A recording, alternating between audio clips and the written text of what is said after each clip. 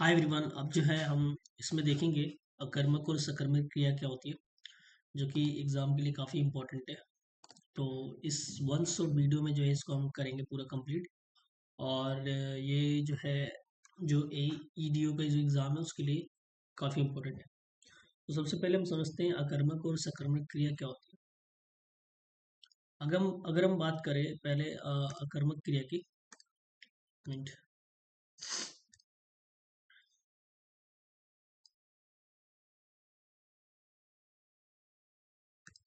Yes.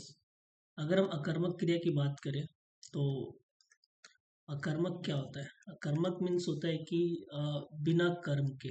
ठीक है, जिसमें कोई कर्म ना हो।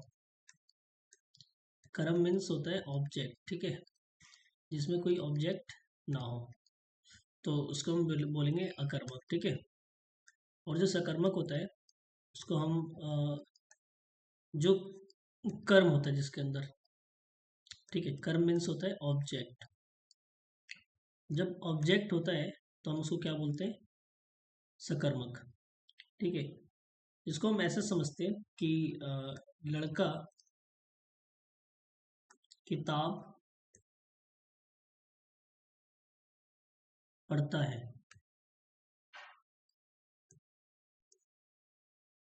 ठीक है, अब यहाँ पे जो लड़का है वो करता है। ठीक है, करता मीन्स होता है सब्जेक्ट। आप इंग्लिश में से समझे, ये होता है क्रिया जिसको हम वर्ब भी बोलते हैं। और ये होता है कर्म यानी ऑब्जेक्ट। अब यहाँ पे आपको समझ में आ गया होगा कि यहाँ पे जो है कर्म है, यानी कर्म मीन्स हो गया कि लड़का जो है पढ़ता है। अब मैं पूछूं आपसे क्या पढ़ता है, तो किताब पढ़ता है। तो इसका प्रभाव जो है कर्म पे पड़ रहा है। ठीक है, कर्ता का प्रभाव किस पे पड़ रहा है? कर्म पे। सो कर्म पे भी जब पड़ रहा है तो हम कहेंगे कि जो है ये आपका कौन सा क्रिया है? सकर्मक क्रिया है। ठीक है, अब इसके अलावा जो नेक्स्ट हम समझेंगे।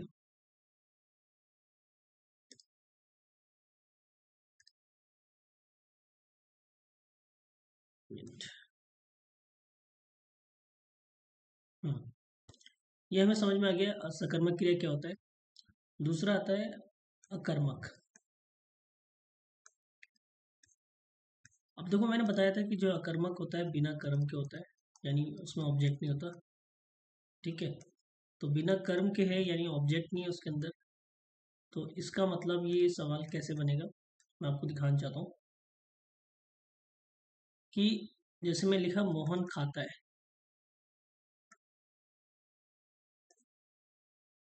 अब यहाँ पे जो मोहन खाता है, ये आपको पता चल गया होगा कि यहाँ पे कोई भी जो है कर्ता वो कर्म नहीं है। कर्ता है और क्रिया है। अब क्या खाता है? आम खाता है, खाना खाता है, कोई क्लियरिटी नहीं है यहाँ पे। तो इसका मतलब यहाँ पे कर्म नहीं है। और जब कर्म नहीं है तो हम कहेंगे कि ये क्या है? अकर्मक है। ठीक है, तो इस तरीके से आप इनको पहचान सकते हो कि अकर्मक और सकर्मक क्या होता है। ठीक है, नेक्स्ट हम इसको समझते हैं। इसको अब हम जो है इसको थोड़ा सा डेफिनेशन वे में समझते हैं सकर्मक क्या होता है।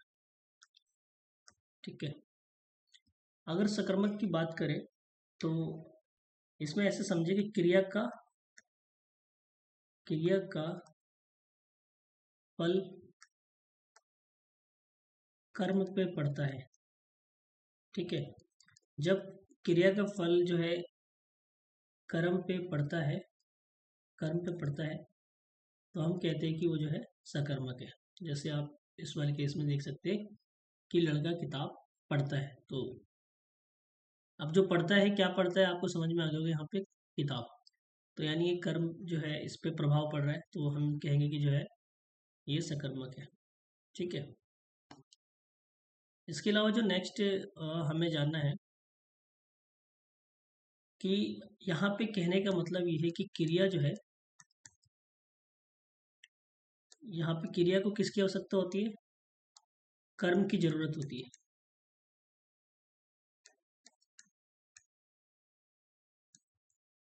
ठीक है, और जब क्रिया को कर्म की जरूरत होती है तो हम कहते हैं कि जो है ये कौन सा क्रिया है, सकर्मक क्रिया है। आई होप यहाँ तक आपको क्लियर हो रहा है। जैसे कि हम कुछ देखते हैं एग्जाम्पल। सीता गीत गाती है।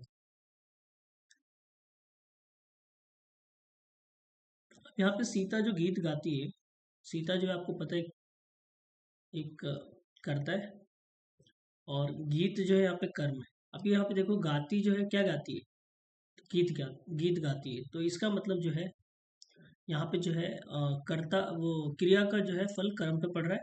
और दूसरा जो है मैंने बताया था सकर्मक में क्या होता है, क्रिया कर्म की जरूरत होती है, तो यहाँ पे कर्म भी है। ठीक है, तो इसका मतलब ये कौन सा आ गया, सकर्मक आ गया। ठीक है, और समझते हैं एग्जाम्पल लेके। मीरा फल खाती है। ठीक है, अब मीरा जो है आपको पता है कि क्या कर रही है, खाने का काम कर रही है। और क्या खाने का काम कर रही है, फल। तो इसका मतलब ये जो है इसका क्रिया का फल कर्म पे पड़ रहा है। और यहाँ पे जैसे मैंने बताया कि कर्म की आवश्यकता होती है सकर्मक में, तो ये आपका ये दूसरा एग्जाम्पल हो गया, मीरा फल खाती है। और हम देख सकते हैं कि भंवरा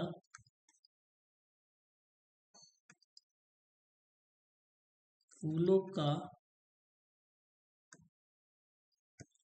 रस पीता है। देखो जो पीता है क्या है, ये एक क्रिया है, बट यहाँ पे कर्म क्या है आपको कर्म बता। तो अब मैंने बताया था कि क्रिया का फल कर्म पे पड़ता है, तो यानी फूलों का रस जो है एक कर्म हो गया ये। तो इस पे प्रभाव पड़ रहा है किसका, क्रिया का, तो ये कौन पी रहा, भंवरा। तो ये भी किस में आ गया, सकर्मक में आ गया। दूसरा है राजू सेब खाता है। ये भी उदाहरण हो गया किसका, सकर्मक का।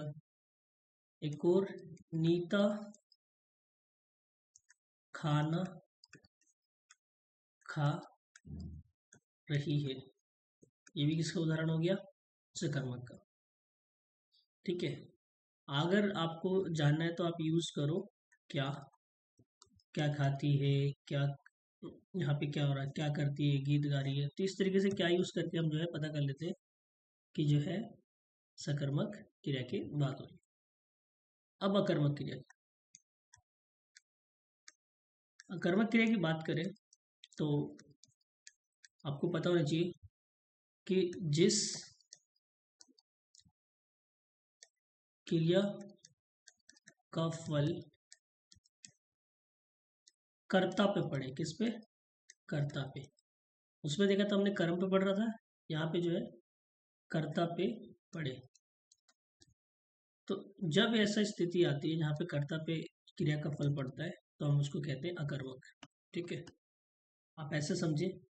और दूसरी चीज, यहाँ पे कर्म की आवश्यकता नहीं होती।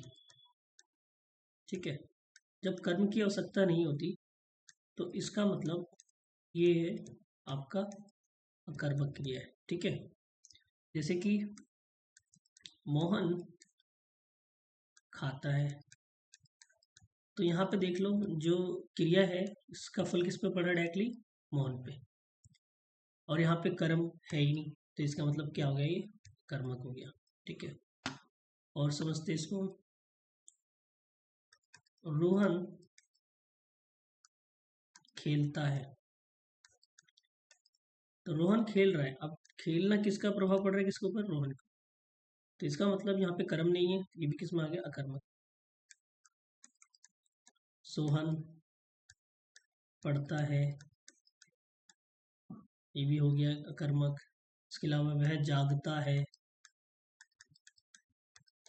यहाँ पे कर्म है ही नहीं, जब नहीं है तो ये किस में आ जाएगा, अकर्मक। ठीक है, वे खेल रहा है, क्या खेल रहा है कोई क्लियरिटी नहीं है यहाँ पे, बस खेल रहा है।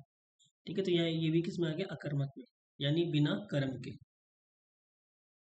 तो इस तरीके से हम जो है कर्मक और सकर्मक क्रिया को जान चुके हैं, और मुझे लगता है बहुत आसानी से आप लोगों ने समझ लिया होगा इसको। तो इसी के साथ मैं चलता हूँ, धन्यवाद। और मुझे उम्मीद है कि आगे भी जो वीडियो आएगी आपको पसंद आएगी। Thank you.